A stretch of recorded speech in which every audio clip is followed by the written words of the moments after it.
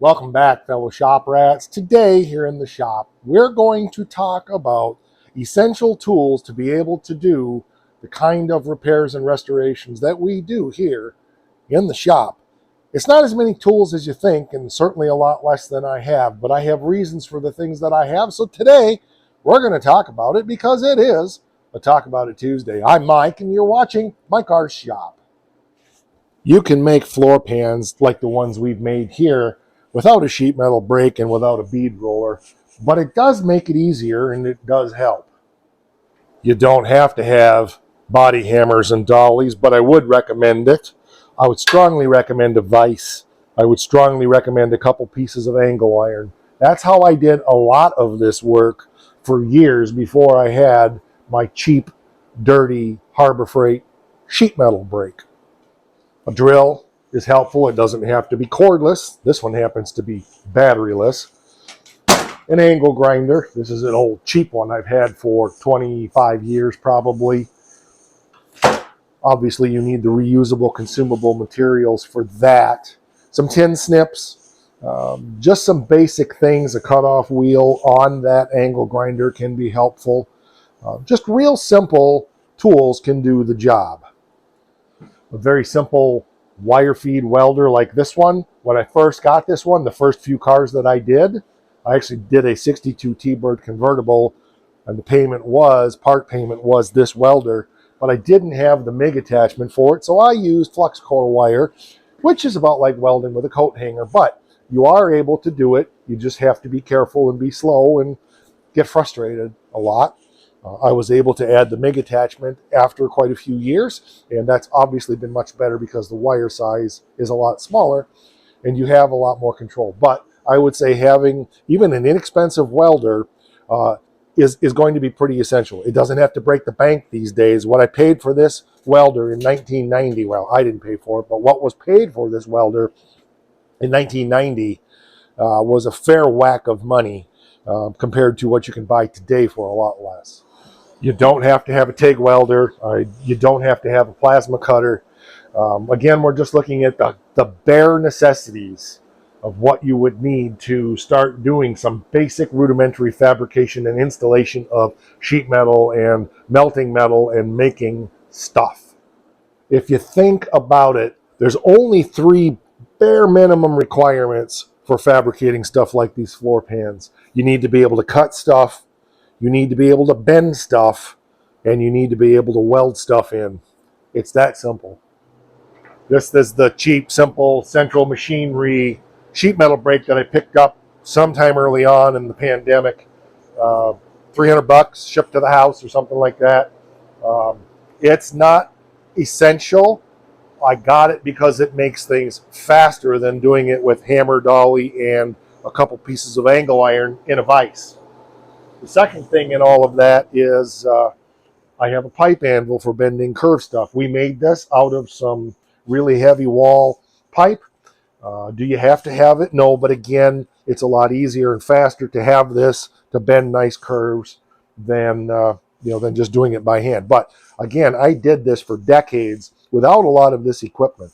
I've used all this equipment years, all the way back into actually junior high school. I used some of this stuff, sheet metal brakes, stuff like that. But as far as having it for myself, I had it available in shops that I've worked in, but never owned it for myself until the last, some of it 5 years probably, but some of it I've had longer. There's a video here on the channel called Fabrication That Doesn't Suck. Might even be a whole playlist. I don't think it is, but I know there's a video. It's one of my top performing videos where I go through how to do things like making bead rolls without beads. And I know there's a video here on how to do dimple dies without owning dimple dies using a socket and a trailer hitch ball. There's all kinds of simple ways to do things, and I'm not here to show you how to do all of that. I've shown most of it over the years here on the channel, but a quick search on YouTube, you can find most of this stuff. But I want to encourage you that if you want to get into doing this, you don't need to think that you need to buy tens of thousands of dollars worth of equipment. Some basic simple tools, some vice grips, some welding clamps, stuff you can bend stuff with, stuff you can melt stuff with, stuff you can cut stuff with. That's all you need. And the more you do it, of course, you're going to go, you know, I think it would be a little easier if I had this, or if I had that, or if I had the other thing. But those are all options, and they don't prevent you from doing the work. You know, having lathes and a Bridgeport and stuff is very nice, but none of it is essential for a lot of the rudimentary work that we do here in the shop. And a lot of stuff around here has been gotten for pennies on the dollar or almost nothing, because I'm always paying attention to, as my buddy Chris says, if you just look down at what's around your feet, you'd be surprised what you can pick up. And that's very true. I'm fortunate that we have a big space, but you know, when we bought this place 14 years ago, having an auto shop was pretty important to me. I didn't need to have a nice, you know, brand new building, but I wanted a big space that I could turn into the shop of my dreams. And while this may not be the shop of my dreams, I know that I am extremely blessed that even in buying this house and this property, we bought it for almost nothing compared to what its value is. And we've put a ton of work into it. And we're continuing to put a ton of work into it. So we get the idea that if we're going to do something, we have to spend big, stupid money. And this channel is here to prove to you, you don't have to do that. Something I learned a long time ago as a musician, again, it's the mindset we have in today's society, is I have to have the best of everything, or I have to have really high quality stuff. That's true to a point. But let me use guitar as an example. I started playing guitar when I was probably 8 years old on my dad's F-body Sears Silvertone guitar. The strings were probably that far off of the neck. I could probably, back in after playing that for a while, I could probably crush walnuts with my left hand, because that thing was so hard to play. Once I learned a few rudimentary things, then I got another guitar, which was from a buddy of mine, an electric guitar. It was a Harmony, looked similar to a Fender Strat. The strings were only that far off the neck on that, and I played that for years, and I learned how to do bar chords on that. Again, I had to have fingers strong enough to be able to crush walnuts. And then I saved up my money, and I bought a Les Paul copy made by a company called Memphis. That was my mainstay guitar until about 10 years ago. And there came a point when I realized I had mastered everything I could do with that instrument. It was time to upgrade, and I purchased a Gibson. I didn't buy the top of the line Gibson. I bought a bottom line, and I won't look at upgrading until I've mastered that instrument, that I feel the instrument is holding me back from going where I want to go with it. And it's the same exact thing to me in the shop. If you don't learn the basics, if you don't know how to speak English, if you don't learn the basics, if you don't learn the rudiments of things, no matter how good the tools and equipment are that you have, you're never going to turn out quality work. I don't remember who it was. It might have been Steve Vai. I don't think so. But he was sitting with Eddie Van Halen, basically learning some things from him and saying, you know what, I think it's my guitar and it's my amp and it's all this stuff, why I can't play better.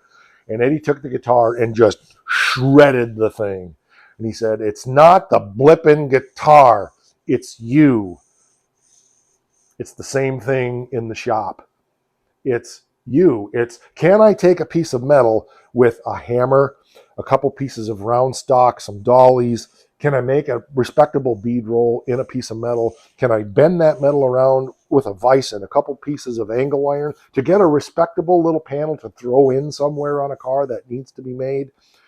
If you can do that, then you can start working your way up to using better and better equipment and getting more and more efficient and faster at things. But learn how the tools work without all the fancy stuff. And most important, the most important thing, I can't emphasize this enough, understand how metal works. Understand the science of metal. Understand not the metallurgy of it, but how bent metal moves and how metal stretches and how metal shrinks. We've got several episodes on the channel here where I'm taking my time, and like the fender, right front fender, that episode came out a couple months ago. It was smashed in, and I took time and hammered it and dollied it out. It's almost perfect with no Bondo at all. And it was pretty beat. It was pretty bent, hitting about 3 places.